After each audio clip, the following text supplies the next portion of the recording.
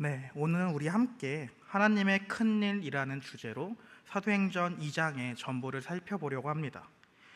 우리는 오늘도 여전히 삶을 살아갑니다.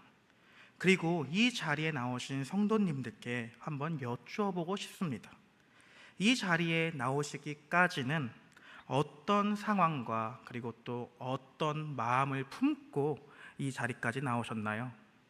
어쩌면 생일과 같은 특별한 날, 혹은 정말로 직장에서 겪은 여러 가지 승진과 같은 여러 가지 그런 특별한 날이라서 기쁜 마음으로 이 자리에 함께 할 수도 있고, 반대로 어쩌면 다른 누군가는 회사나 가정에서 경험한 여러 가지 많은 힘듦 때문에, 혹은 야근 때문에, 어떤 인간 관계들 때문에 그나마 의지할 곳이 하나님밖에 없다라는 그런 어려운 마음을 가지고 이 자리에 나올 수도 있을 것입니다.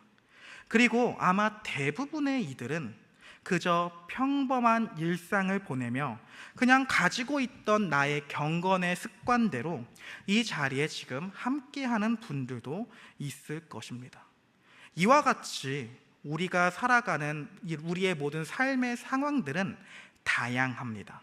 그리고 이처럼 다양한 상황만큼 우리가 가진 여러 가지 성장 과정이나 우리의 외모나 우리가 가진 습관이나 이와 같은 우리의 모습 또한 우리는 다양합니다.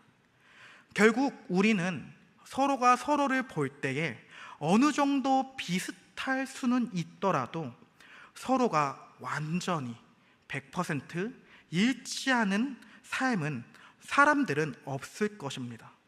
이렇게 다양한 우리 중에 누구는 행복한 삶을 살고 있으며, 또한 누구는 여전히 힘듦 가운데 있는 불행한 삶을, 그리고 누구는 그렇게 평범한 그냥 하루하루의 삶을 살아갑니다.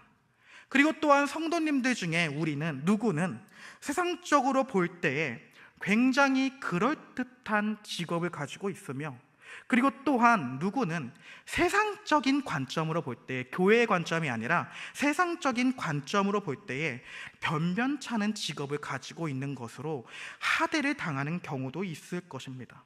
이렇듯 우리의 모든 삶은 각양각색입니다. 그러나 정말로 놀라운 건 이렇게 다양한 사람들이 오늘을 비롯해, 그리고 특히 주일날에는 같은 시간과 같은 장소 안에 이렇게 각양각색한 사람들이 함께 모입니다. 그리고 이 모임이 마친 이후에는 놀라울 만큼 각기 서로 다른 사람들이 함께 모여 교제를 합니다. 이와 같이 다양한 사람들이 한 곳에 모일 수 있는 이유는 바로 오늘 본문에서 말하는 하나님의 큰 일이 있기 때문입니다. 그렇다면 본문에서 말하는 하나님의 큰 일, 즉 하나님께서 하신 그 큰 일은 무엇일까요? 굉장히 큰 기적의 일입니다. 바로 하나님의 약속대로 이 땅에 오셨던 하나님의 유일한 독생자이시자 하나님이신 그 분 예수 그리스도께서 구약 성경에 말씀하신 그 약속 그대로 이 땅에 오셨고, 그리고 또한 예수님께서 말씀하셨던 그 말 그대로 성령 하나님께서 오셨던 일들이 바로 이와 같은 하나님의 큰 일입니다. 그리고 이 땅에 오신 성령님으로 말미암아 예수님의 제자들이 예수님이 우리를 구원해 주신 메시아 곧 그리스도 구주이십니다라고 하며 구원의 도를 말하기 시작했던 이 모든 일들이 곧 하나님의 큰 일인 것입니다. 그리고 이와 같은 하나님의 큰 일로 인해 이 땅에서 이제 눈에 보이는 가시적인 교회 공동체들이 생겨나기 시작하는 것입니다. 그리고 이 교회들은 예전에 베드로가 그리스도께 고백했던 그 고백처럼 주님, 당신은 그리스도이시오 살아계신 하나님의 아들이시나이다 라고 했던 그 신앙의 고백 위에 서 있는 교회들인 것입니다. 즉 오늘 본문의 맥락에서 말하는 하나님의 큰 일은 결국 예수 그리스도께서 약속하신 대로 성령이 오순절 날에 오셨습니다. 그리고 이 성령으로 말미암아 예수님을 구주로 고백하게 되는 것이 하나님께서 하신 큰 일이라고 오늘 본문은 말하고 있는 것입니다. 따라서 사도 바울 또한 고린도전서 12장 3절에서 다음처럼 말을 합니다. 제가 읽어드리겠습니다. 그러므로 내가 너희에게 알리노니 하나님의 영으로 말하는 자는 누구든지 예수를 저주할 자라 하지 아니하고 또 성령으로 아니하고는 누구든지 예수를 주시라 할 수 없느니라 라고 말합니다.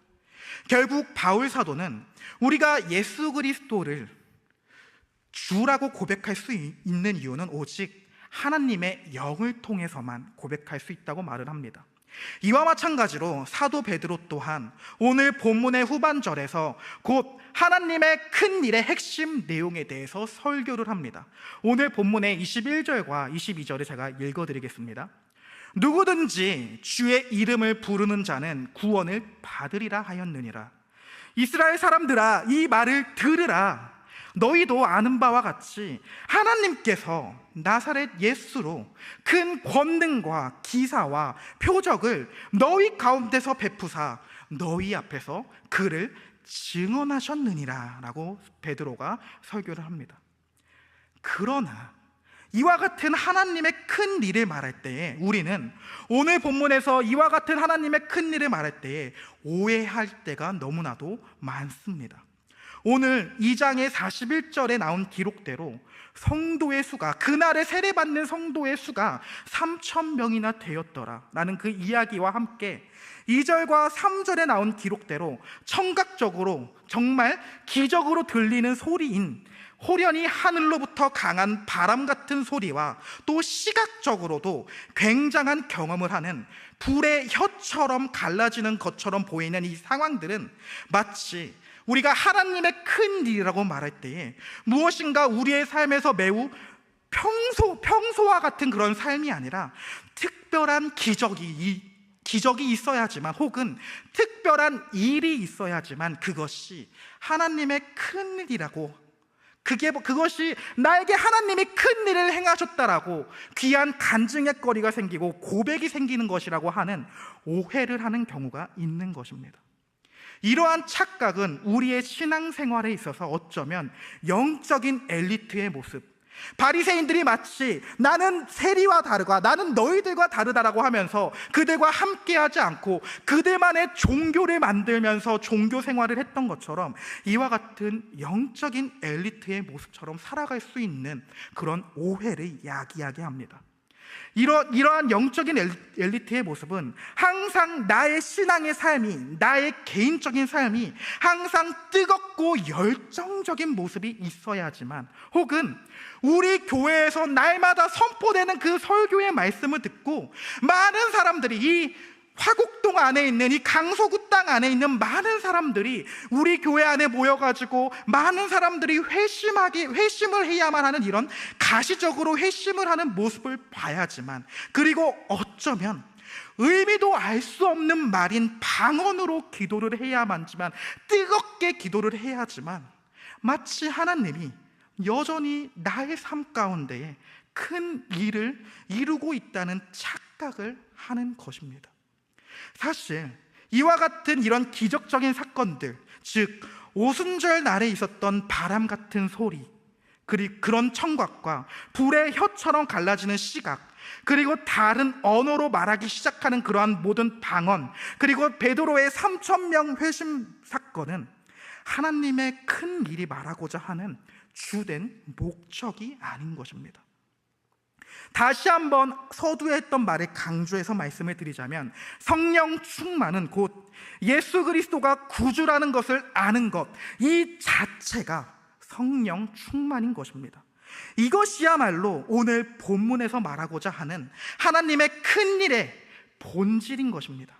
방언을 한다라는 것 자체가, 그리고 하늘로부터 내려온 바람 같은 소리나, 그리고 불의 혀처럼 갈라지는 것을 보는 것이나, 3,000명이 회심을 하게 되는 그런 사건들은 성령 충만의 부가적인 것들인 것입니다.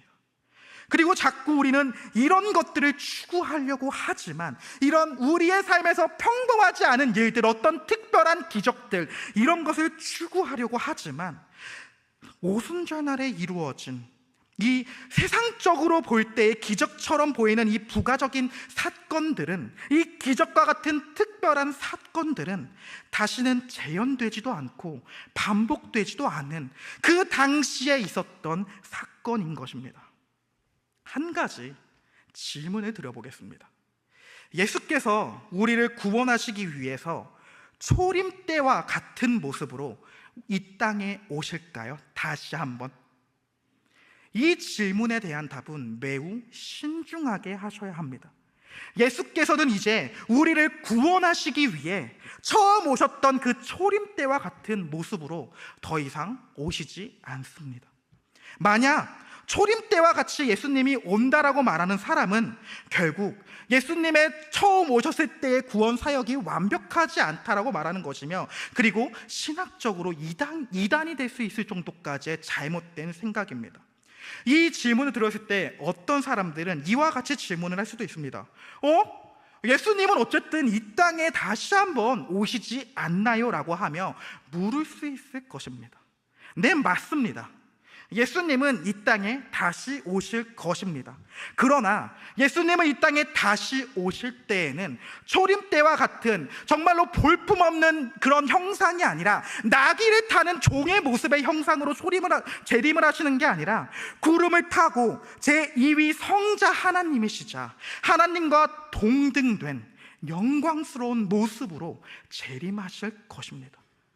즉, 초림 때에 예수님의 오셨던 그 모습은 더 이상 재현되지 않습니다. 오순절의 사건이 마찬가지입니다. 오순절 날에 있었던 성령 강림 사건은, 그리고 사도행전 2장에 나와 있던 성령 강림을 하심으로 인해 여러 가지 있었던 특별한 그런 기적과 같은 일들은 더 이상 재림되는 사건이 아닙니다. 이 사건은 예수님의 초림과 같이 역사 중에, 우리의 인류 역사 가운데에 단 한 번만 있는 단회적인 사건입니다. 따라서 앞에 말씀드린 세상적으로 볼 때의 기적의 사건들은 오순절 날이 말하고자 하는, 성령 충만이 말하고자 하는 그 본질 그 자체가 아니라 부가적인 것들입니다. 그럼 왜 오늘 본문에서는, 왜 사도행전 2장에서는 이런 기적과 같은 사건들은 왜 있는 것일까요? 이 기적처럼 보이는 일들은 예수님이 이 땅에서 자신이 하나님이 보낸, 내가 하나님으로부터 보낸받은 어린 양이고 너네들의 구주이자 메시아라는 것을 보여주기 위해서 베풀었던 기적들과 동일한 것입니다. 즉, 사도행전 2장에 나오는 그 오순절 사건은 결국 영원 전부터 자기의 백성을 구원하기로 약속하셨던 삼위 하나님의 구원의 경륜이 이제 이 땅 가운데에, 우리의 시간 가운데에 이루어지는 것을 가시적으로 보여주는 기적들인 것입니다. 즉, 하나님께서는 내가 이제 너희 조상들에게 약속을 성취하는 것을 너희의 시간 가운데, 너희의 역사 가운데에 보여주겠다라고 하시는 것입니다. 그래서 이 일의 결과로 그리스도를 믿는 사람들이 모여서 이제 교회가 형성이 됩니다. 그리고 교회가 시작하게 됩니다.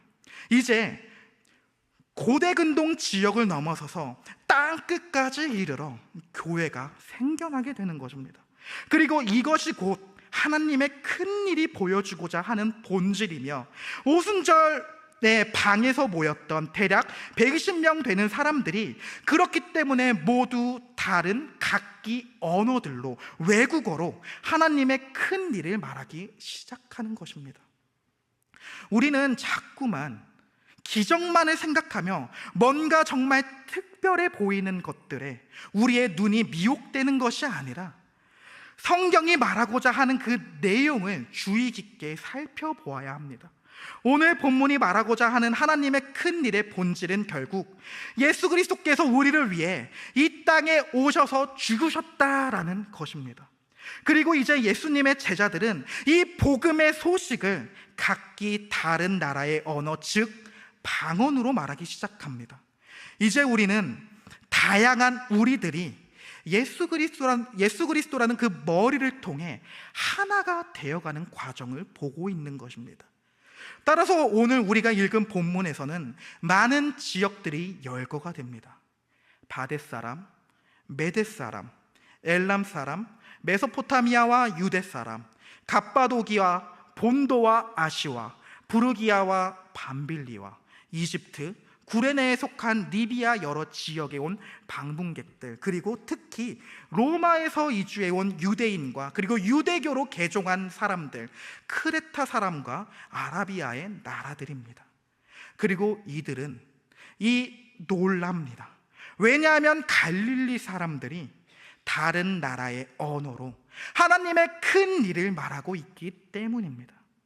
영어 공부를 하지도 않은 사람들이 영어로 하나님이시자 하나님의 아들인 예수 그리스도가 우리를 위해 이 땅에 오셨고, 이 땅에 오심으로 모든 율법을 지키셨고, 우리를 위해 죽으시고 부활하시어 지금은 하나님 보좌 우편에 앉아 우리를 위해 기도하고 계신다라는 것을 각기 다른 나라의 언어로 말하고 있는 것입니다. 따라서 다른 나라의 이방인들은 놀랍니다. 그리고 결국 후에 베드로의 설교로 인해 3,000명이나 성도의 숫자가 늘었다라고 합니다. 이제 새 이스라엘의 모습인 교회가 형성이 되는 것입니다. 그리고 또한 우리는 이 3,000이라는 숫자를 보면서도 계속해서 우리는 자꾸 기적을 꿈꿉니다. 우리가 후원하거나 하는, 혹은 또 우리가 하는 그 모든 선교 활동들이 마치 이처럼 많은 숫자의 부흥을 보여야 한다거나, 그리고 혹은 우리가 다니는 교회의 성도의 숫자가 이렇게 늘어나야 하는 것만이 마치 성령 충만을 받는 교회의 모습인 것처럼 착각을 하는 것입니다. 그러나 성경은 이런 특별한 기적의 사건을 보여주고 너희는 이것을 그대로 이 기적의 사건을 재현하라고 보여주는 것이 아닙니다. 바로 3,000이라는 그 숫자는 오순절 날과 긴밀하게 관련이 되어 있는 숫자입니다. 오순절은 무슨 날인가요, 여러분들? 오순절은 미리 추수가 될 때쯤 첫 번째 다발이 나타난 후에 50번째 되는 날입니다. 즉, 이날은 6월절 이후 첫 번째 일요일로부터 50번째 되는 날인 칠칠절이라고도 알려져 있는 날입니다. 이 날에는 주로 처음 익은 열매를 드리는 날들인 것입니다. 따라서 오순절은 곧 추수의 때입니다. 먹을 것이 나지 않았던 그 땅 위에서 이제 먹을 것이 자라나 그것을 추수하는 것입니다. 그리고 이런 오순절 날에 베드로의 설교를 듣고 3,000명이 회심을 한다라고 합니다. 즉, 오순절 날에 제자들의 숫자가 늘었다라는 이 사건은 결국 이제 하나님께서 이제 구원의 실행을 이루시는 것을 보여주는 것입니다. 하나님께서는 이제 자신의 일꾼들을 통해 하나님께서 택한 백성들을 거두시는 사건인 것입니다. 이를 위해서 3,000명이 회심하기 전 집 안에 대략 120명의 사람들이 기적적인 사건을 체험합니다. 하늘로부터 급하고 강한 바람 같은 소리가 청각적으로 들리며 또한 불의 혀처럼 갈라지는 것들이 그들에게 시각적으로 보입니다. 이 사건은 에스겔이 환상 중에 보았던 골짜기에서 죽은 시체들을 보며 하나님이 그 골짜기에 바람을 불게 하셨고 이 시체들은 이내 새로운 생명을 얻어 살아나게 되는 것이 성취가 되었다라는 것을 보여주는 사건입니다. 에스겔 37장 9절에 제가 세 번역 성경의 번역으로 한번 읽어드리겠습니다. 하나님의 말씀을 잘 들어보십시오. 그때에 하나님께서 내게 말씀하셨다. 사람아, 너는 생기에게 대언하여라. 생기에게 대언하여 이렇게 일러라. 나 주 하나님이 너에게 말한다. 너 생기야, 사방에서부터 불어와서 이 살해당한 사람들에게 불어서 그들이 살아나게 하여라 라고 말합니다. 또한 하늘로부터 불길이 솟아오른다라고 말합니다. 이 불은 마치 가시떨기 나무에 불붙은 모습의 형상으로 모세 앞에 나타난 하나님의 권능들을 상징합니다. 그리고 결국 이러한 기적들이 있는 최종적인 이유와 목적은 바로 하나님께서 예전부터 약속했었던 모든 약속이 이제 실행이 되고 성취가 되어 이제 성령을 받은 사람들이 예수님이 곧 구주시라는 것을 알 수 있게끔, 그리고 이와 같은 복음의 소식을 땅 끝까지 전하도록 위해 주는 하나님의 역사가 실현이 됐다라고 보여주는 기적들인 것입니다. 그래서 사도행전 2장 오순절 날의 중요한 것은, 그리고 또 하나님의 큰 일의 가장 큰 본질은 예수 그리스도가 곧 그리스도이시고 구주이십니다라고 하는 그 복음의 참된 내용인 것입니다.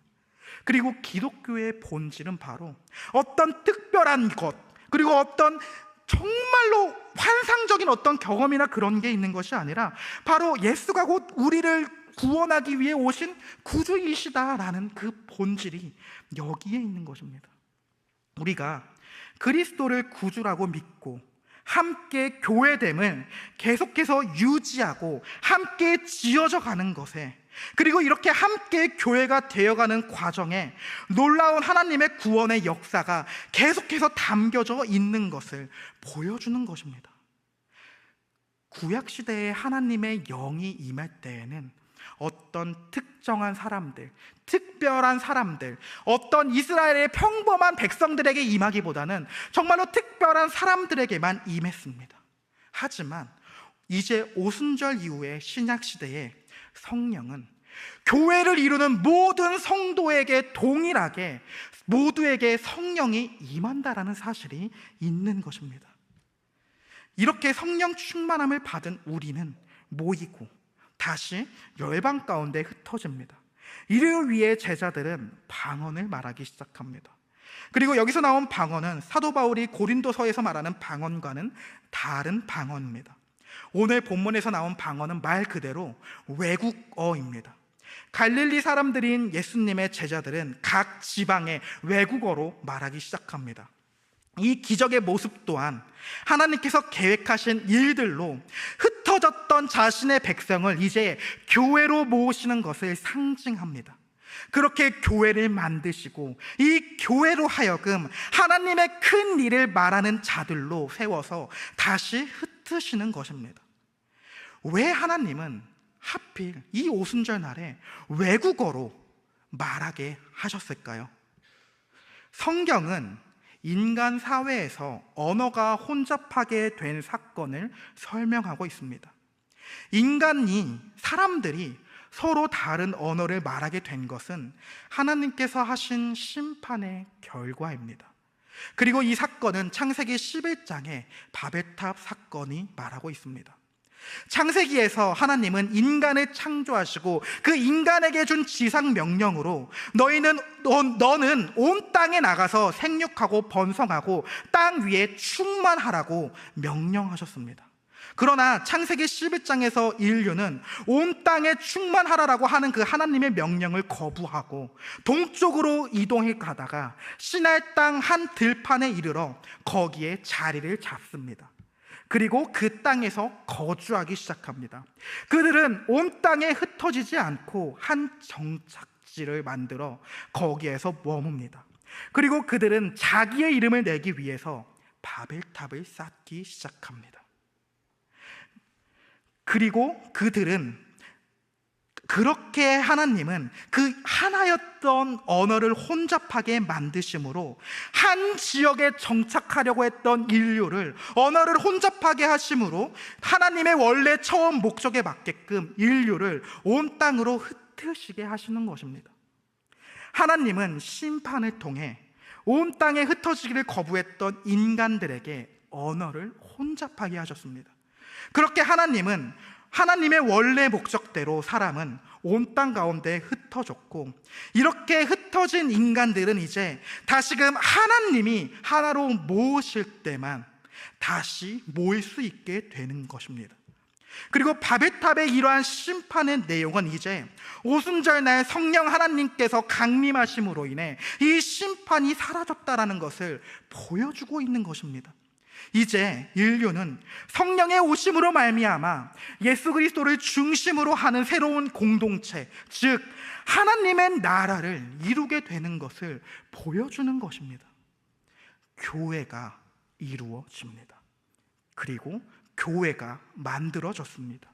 이는 구약에서 나온 이스라엘의 12지파라는 그 그림자가 이제 모퉁이 돌 대신 예수 그리스도께서 부르신 신약의 12사도로 실현이 되고, 예수님으로부터 가르침을 받은 이 사도들과 그리고 이러한 사도들의 가르침의 터 위에 있게 되는, 그 영원히 예수께서 이 땅에 다시 오실 때까지 이 땅 가운데 있게 되는, 그 영원히 있게 되는 항구적인 교회가, 영원히 있게 되는 그 교회가 인류 역사 가운데에 실현이 되었다라는 이 모든 내용이 오늘 본문에서 말하고자 하는 하나님의 큰 일인 것입니다.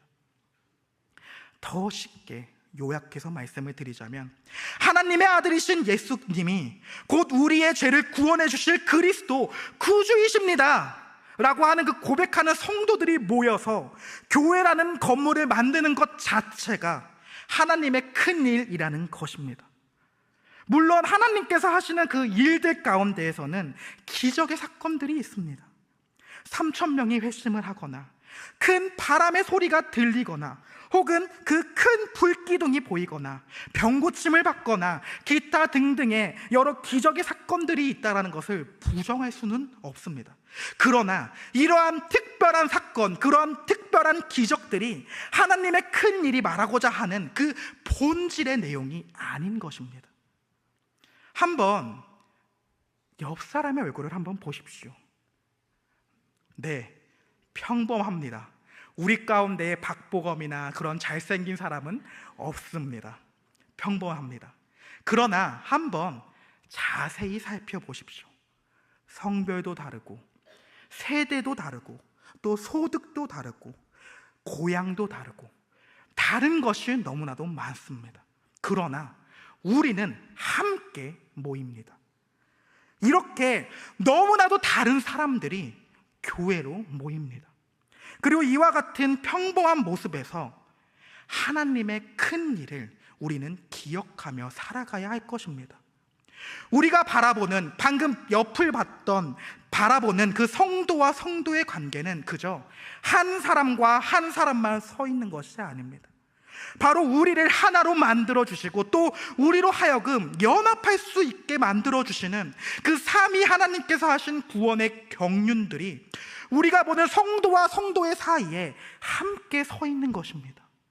따라서 사도 바울은 자신의 편지인 갈라디아서 3장 28절에서 다음처럼 말을 합니다. 너희는 유대인이나 헬라인이나 종이나 자유인이나 남자나 여자나 다 그리스도 예수 안에서 하나이니라 라고 말합니다. 우리는 주 안에서 하나입니다. 우리가 처해 있는 상황과 모습은 모두 다릅니다.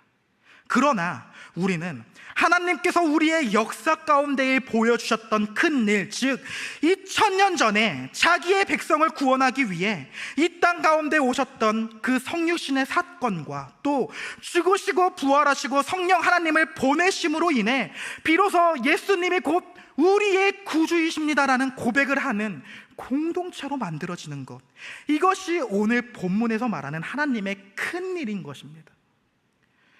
우리의 삶은 대부분이 특별한 삶이 없고 그저 평범한 일상을 살아갈 수도 있습니다. 아니요, 어쩌면 그 평범한 삶조차도, 그 평균이라는 단어, 평균적인 삶을 내가 살고 싶다라는 그 말 자체도 감히 하지 못할 정도로 어려움과 힘듦과 고통 가운데 있는 사람들도 우리의 이웃들도 있을 것입니다. 그럴 때에 우리는 기억하면 좋겠습니다. 우리의 처한 상황이 어떠할지라도 우리 구주가 날 위해 죽어주셨다라는 그 복음의 소식을 내가 알고 있는 자이니, 그리고 이 복음의 소식을 통해서 위로를 받고, 이 복음의 소식 그 자체가 바로 하나님의 큰 일이 나에게 날마다 이루어졌다, 비록 내 눈에 보이는 특별한 기적적인 사건 같은 건, 내가 하는 그 어떤 전도 행위가 3천 명을 회심하지 못하는 그런 전도일지언정, 그런 게 없을지언정, 그리고 또한 여전히 내가 살아가는 삶이 비루하고 초라해 보일지언정, 그럼에도 내 삶에서는 여전히 하나님의 큰 일이 이루어졌으며, 그리고 여전히 내가 속한 이 공동체를 통해서, 내가 화성교회라는 이 공동체에서 함께 살아간다는 것 자체가 하나님의 큰 일이 이루어졌으며 이루어지고 있다라는 그런 사실의 내용을 알았으면 좋겠습니다. 우리의 하루하루는 평범하지만 평범한 하루가 아닙니다. 하나님의 큰 일이 이루어지는 이 사건의 이후의 날들은 특별한 것이 없을지언정, 평범해 보일지언정, 그럼에도 이미 하나님께서 이루어 주신 사건들이고, 그리고 그 평범한 모든 삶을 통해서 하나님이 영광을 받으시는 것입니다. 그렇게 우리를 하나 되게 하시고, 하나의 신앙 고백을 하게 하시고, 또한 하나의 교회를 다닐 수 있게 해주신 하나님의 큰 일을 평범한 우리의 삶 가운데 볼 수 있는 시각과 청각이 있는, 들을 귀와 보는 눈이 있는 화성교회의 성도들이 되기를 간절히 소망합니다. 함께 기도하겠습니다. 제가 기도하겠습니다.